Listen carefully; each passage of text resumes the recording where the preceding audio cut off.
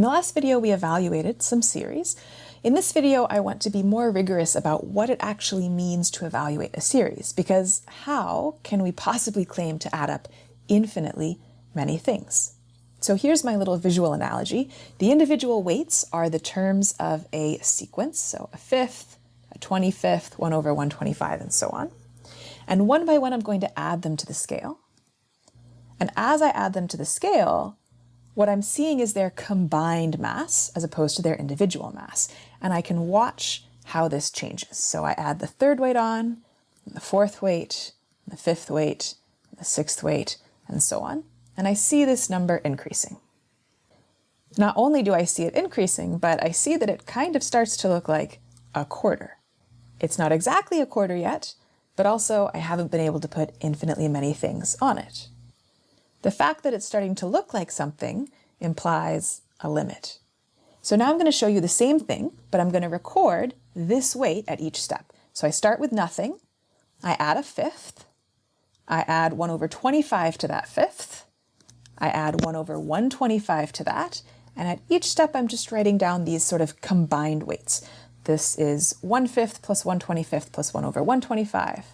This is the sum of the first 4 parts of the sequence, the sum of the first 5 terms of the sequence, the sum of the first 6 terms of the sequence, the sum of the first 7 terms of the sequence, and the sum of the first 8 terms of the sequence. And now I've got a different sequence, and this is called the sequence of partial sums. So sequence number 1 is this term a fifth, this term a 25th, this term 1 over 125, and so on. The second term is just keeping track of my sort of running tally. This is the sum of 1 thing, the sum of 2 things, the sum of 3 things, the sum of 4 things, and so on. So this is the sequence of partial sums. Let's look at it now without the visual metaphor. Let's say these are the first 3 terms of the sequence that's being added up in my series. For my partial sums, I'm going to start with just this first term, so that's a fifth. That's what I'm going to call S1. For the second term, I have a fifth plus 1 over 5 squared. I add up the first 2 terms. That's what I'm going to call S sub 2. For the third term, I have a fifth plus a fifth squared plus a fifth cubed. That's what I'm going to call the third term in my partial sum. The terms that are being added up are getting closer and closer to 0. And what it looked like from that list I drew on the last slide, it looked like the sums were getting closer and closer to 0.25. 0 is the limit of what we continue to call our sequence. The series, I'm going to use this limit of partial sums as a way to evaluate my series. If I could imagine adding up infinitely many of these, I could imagine adding up 1,000,000 and then adding up 1,000,001 and then adding up 1,000,002. I would take my sum at each point and I would see the limit of that sum. So the more terms I add up, the closer that sum gets to a quarter. That's what we write. That's what we mean when we take an infinite series like this and we say that it's equal to a number. Let's do another visual metaphor. Here are the same terms of my sequence, a fifth, a 25th, 1 over 5 cubed, and 1 over 5 to the 4. And if I think about them individually, I can see they're getting smaller and smaller. A fifth is big, a 25th is smaller, smaller and smaller. But then I'm adding them up, and so I'm stacking them one on top of the other and thinking about that height. S1 is just the first term. S2 is the first 2 terms together, so that would be this height. S3 is the first 3 terms together, that's this height, and so on. So I can write my partial sums as a sum in sigma notation. My fourth partial sum is just the sum of my first, second, third, and fourth series terms. Sometimes it's a little bit easier to think about these in sigma notation when they're a little bit bigger. S3 is the sum of ANs starting at 1 and ending at 3. S2 is the sum of ANs starting at 1 and ending at 2. And if I really wanted to continue this pattern, S sub 1 is the sum of ANs starting at 1 and ending at 1. So in general, I'm going to define my nth partial sum as the sum Index starts at 1, ends at capital N, A sub n. In order for me to evaluate the series, I have an infinite series,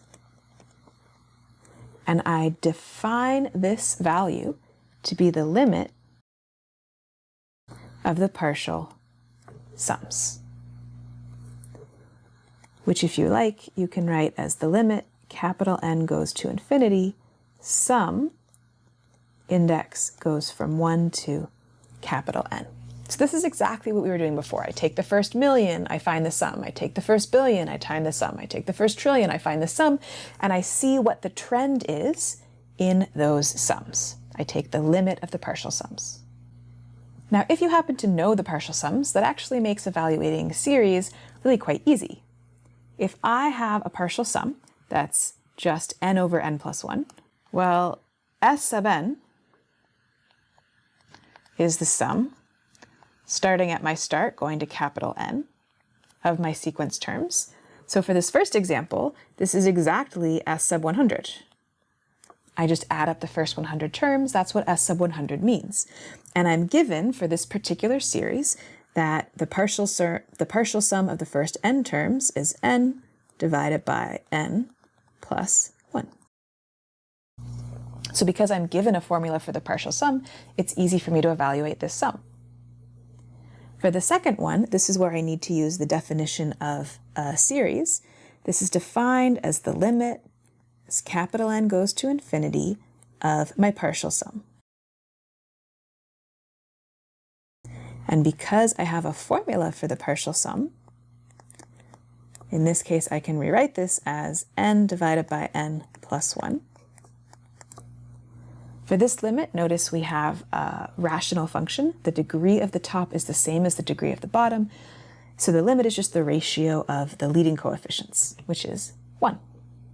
So using just the definition of a partial sum, and in this case what we have for a partial sum, you should be able to figure out what's the first term, and you should be able to give an explicit expression for A sub n, the terms of my sequence that are being added up.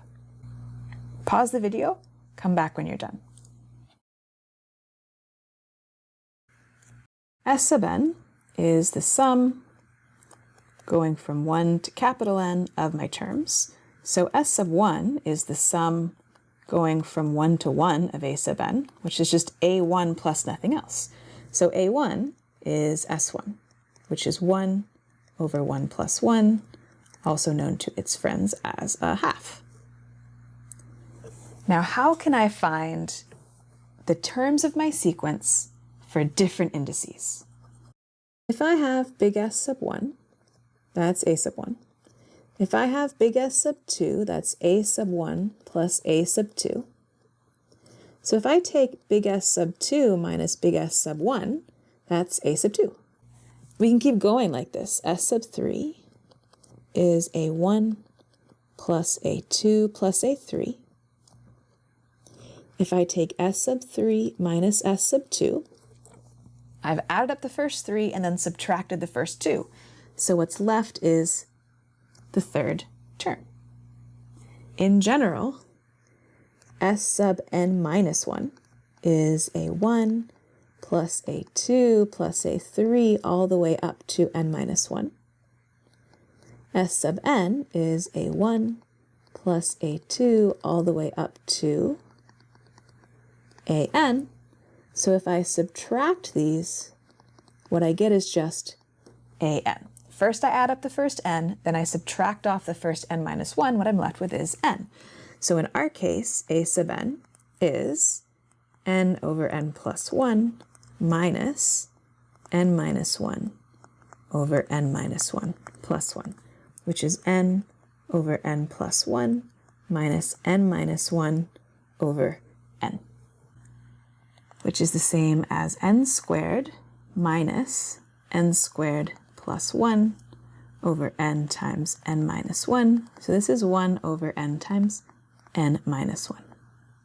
So that tells me actually my series can be written as the sum from 1 to infinity of 1 over n times n minus 1. So one thing that's important to keep straight here is, what are the things being added up and what is the sum? And the reason why I wanted to show you these visual metaphors is to help you keep those straight. These are my little weights, the little bits being added. They're getting smaller and smaller. As I'm adding them together, I'm taking a running tally. The sum of the first two, the sum of the first three, the sum of the first four. The sum of the first n is this. This would be what the scale is reading out when I have n of these terms on top of it. And if I think about the tendency of this number, what is that number on the scale approaching? That is this series. If I want to show you with the other visual metaphor, the sum from 1 to 100, that was s sub 100. So that's the height of this stack after 100 terms. Instead of 100, if I want to evaluate the entire series, I take the limit of these terms. If I want to find an, that's this little guy, this little guy, this little guy. I take, for example, to find a3, I take s3, which is this height, minus s2, which is this height, and what's left is a3.